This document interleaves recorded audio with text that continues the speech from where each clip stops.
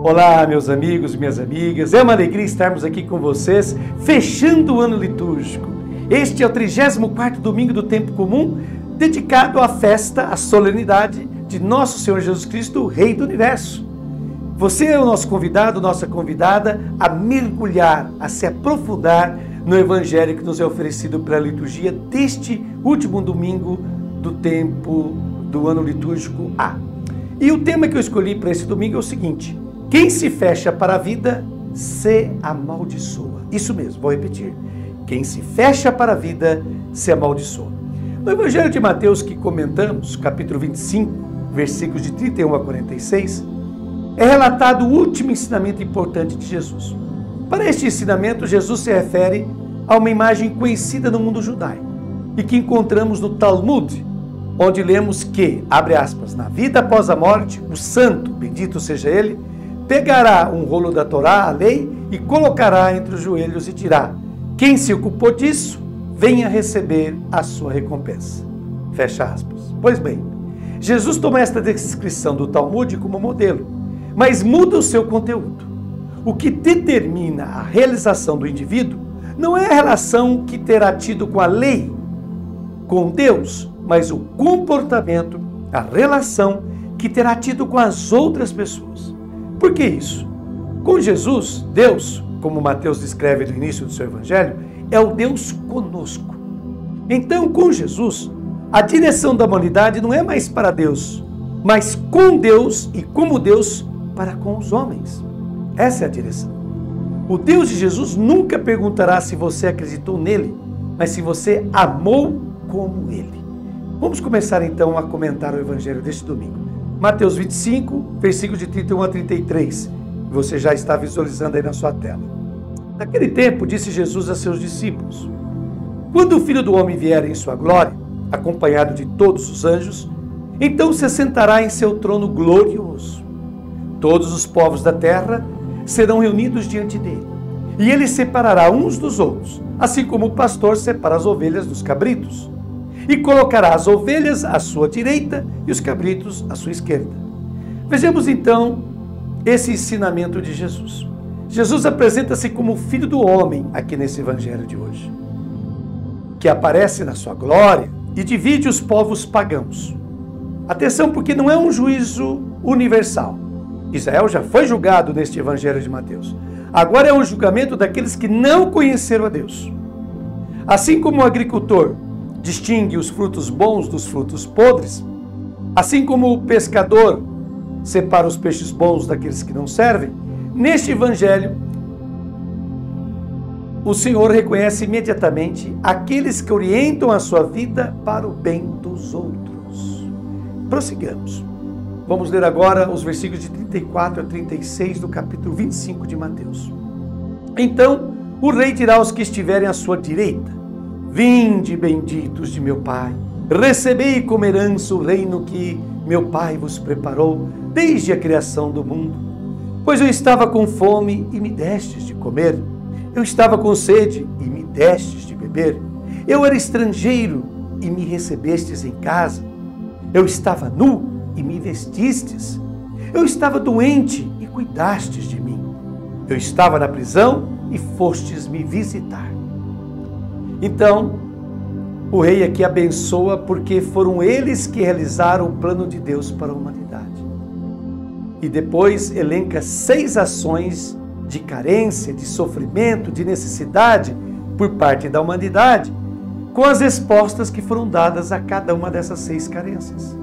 Destas 6 ações, nada diz respeito à atitude perante a religião. Nada diz respeito ao comportamento para com Deus, mas sim para com as necessidades dos necessitados da humanidade. O que permite a vida eterna, o que traz a vida eterna, ou faz a vida ser eterna, portanto, não é o comportamento religioso, mas o comportamento humano. O que se destaca nessas 6 situações é o encarcerado. Diz Jesus: eu estava na prisão e viestes me visitar. Naquele tempo, o preso, o encarcerado, não despertava compaixão, não despertava piedade, mas apenas desprezo. Ir visitar um preso também significava alimentá-lo, já que os carcereiros certamente não forneciam sua alimentação. Prossigamos agora lendo os versículos de 37 a 40, do mesmo capítulo 25 de Mateus. Então os justos lhe perguntarão: Senhor, quando foi que te vimos com fome e te demos de comer? Com sede e te demos de beber? Quando foi que te vimos como estrangeiro e te recebemos em casa? E sem roupa e te vestimos? Quando foi que te vimos doente ou preso e fomos te visitar? Então o rei lhes responderá: Em verdade eu vos digo que todas as vezes que fizestes isso a um dos menores de meus irmãos, foi a mim que o fizestes. A surpresa é a reação dessas pessoas a quem Jesus disse que lhe fizeram todas essas coisas. Eles perguntam: Senhor, quando te vimos com fome e te demos de comer, e assim por diante? Pois bem, a resposta de Jesus é: em verdade vos digo, tudo o que fizeste a um destes meus menores irmãos. E quem são os menores irmãos de Jesus? Ora, são as pessoas invisíveis da sociedade. São os necessitados, os marginalizados, os excluídos pela sociedade. Bem, Jesus considera que tudo que se faz a ele, feito a si mesmo.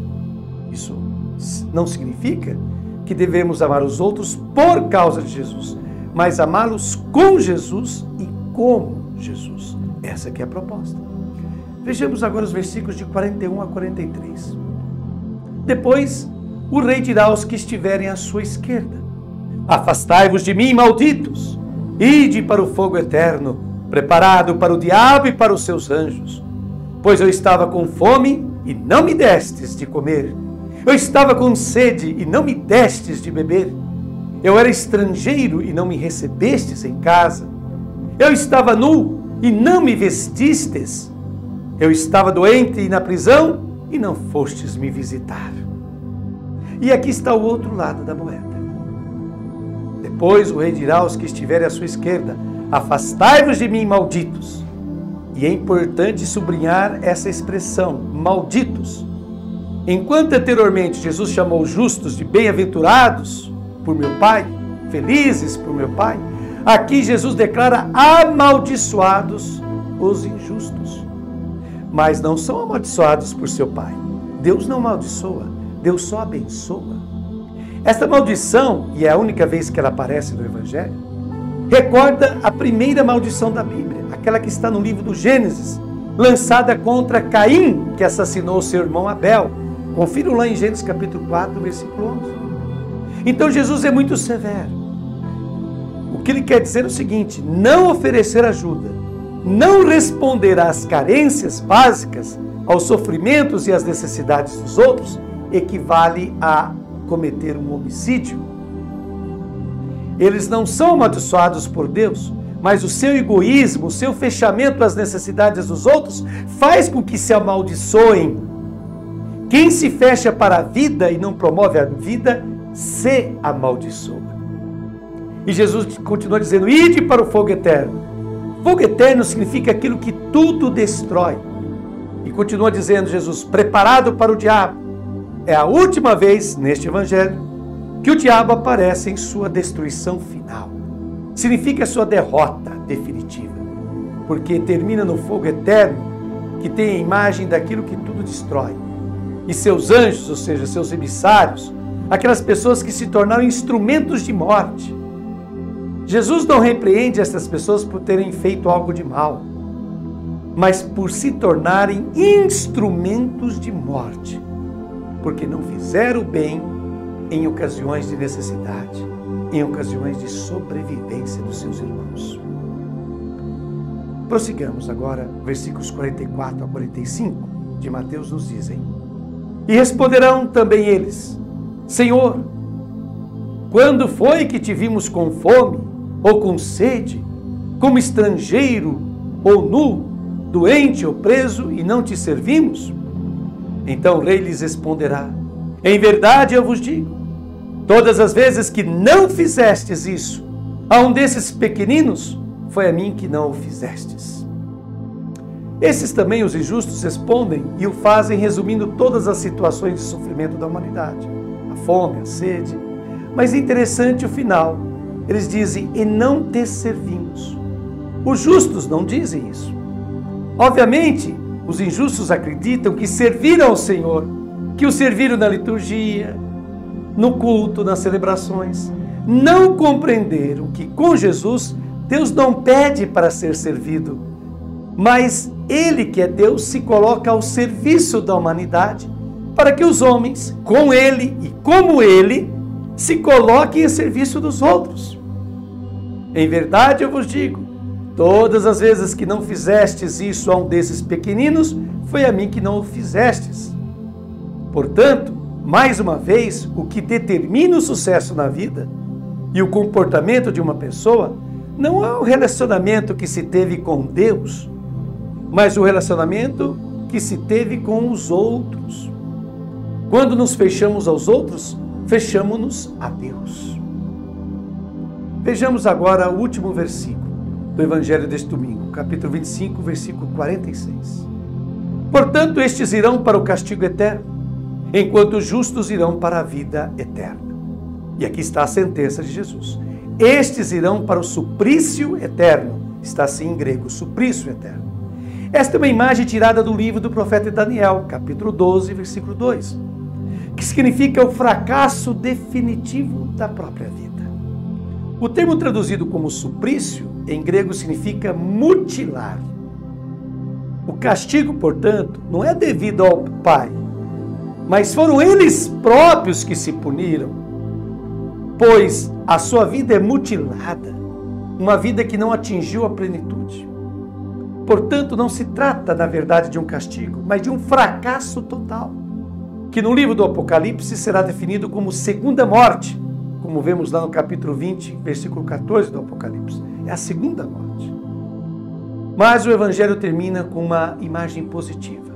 Os justos irão para a vida eterna, diz Jesus. Quem viveu fazendo bem, comunicando vida a quem precisava, realizou a sua existência e, sobretudo, cumpriu o plano de Deus para a humanidade. Após essa belíssima reflexão que nos proporcionou Frei Alberto Maddi, eu vos ofereço agora as minhas considerações pessoais.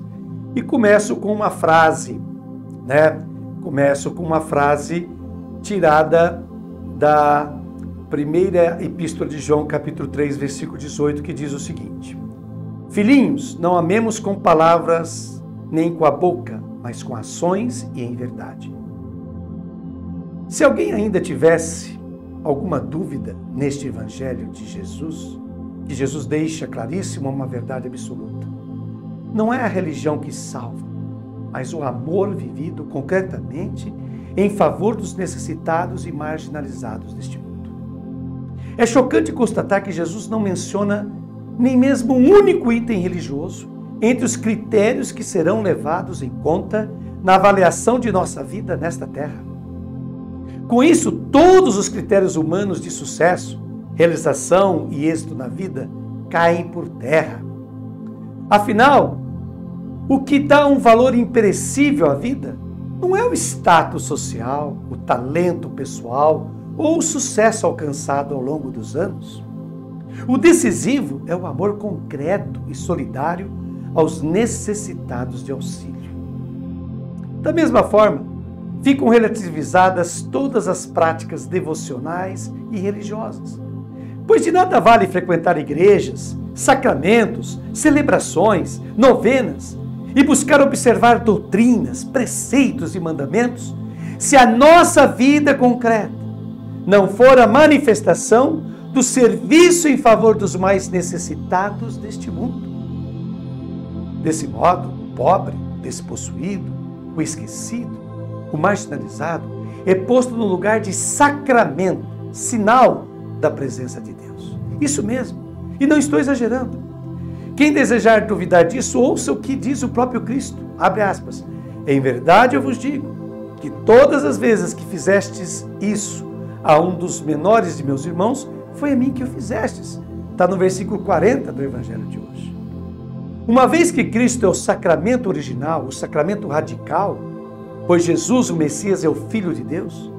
Isso significa dizer que Cristo é Deus de uma maneira humana e homem de uma maneira divina. Por isso, o Deus invisível e inacessível se faz visível e próximo apenas em Jesus. Tanto que ele disse: quem me viu, viu o Pai. Não crês que eu estou no Pai e que o Pai estás em mim? Como está lá em João capítulo 14, versículo 9 e 10. Portanto, Jesus pode ser considerado o sacramento por excelência, na medida em que é a única realidade que pode expressar plenamente o que Deus é. E na medida em que só Ele pode assumir plenamente o que no homem tem ou pode ter de experiência de Deus. Sendo assim, quando Cristo se reconhece na pessoa do pobre, do sofredor, do invisível, Ele os eleva à categoria de sacramento, símbolo, como Ele é sacramento do Pai. Assim como Ele é sacramento de Deus, o pobre é sacramento dele. Ele está na pessoa do pobre. Portanto, quem não frequentar e apoiar esse sacramento, que é o pobre, não terá lugar ao lado de Deus em seu reino. Medite com carinho sobre isso. E agora, querido irmão, querida irmã, concluindo a nossa meditação do Santo Evangelho deste domingo de Cristo Rei, eu lhe convido a fazer juntamente comigo esta oração, que você já vai ver aparecendo na sua tela. Senhor Deus, Tu fizeste de Teu Filho Jesus Rei e Juiz universal. Ele virá no fim dos tempos para julgar todas as nações. Ele vem até nós todos os dias, de mil maneiras, e nos pede para acolhê-lo. Nós o encontramos na palavra e no pão partido, mas também o encontramos especialmente nos irmãos partidos e desfigurados pela fome, pela opressão, pela injustiça, pela doença, pela culpa da sociedade. Abre os nossos corações para poder acolhê-lo no hoje da nossa vida, para sermos acolhidos por Ele na eternidade do Seu reino. Pedimos-te isto pelo próprio Cristo nosso Senhor. Amém. Que você tenha um abençoado final de semana e que você faça tesouro das palavras de nosso Senhor Jesus Cristo no Evangelho deste último domingo do ano litúrgico. Amém.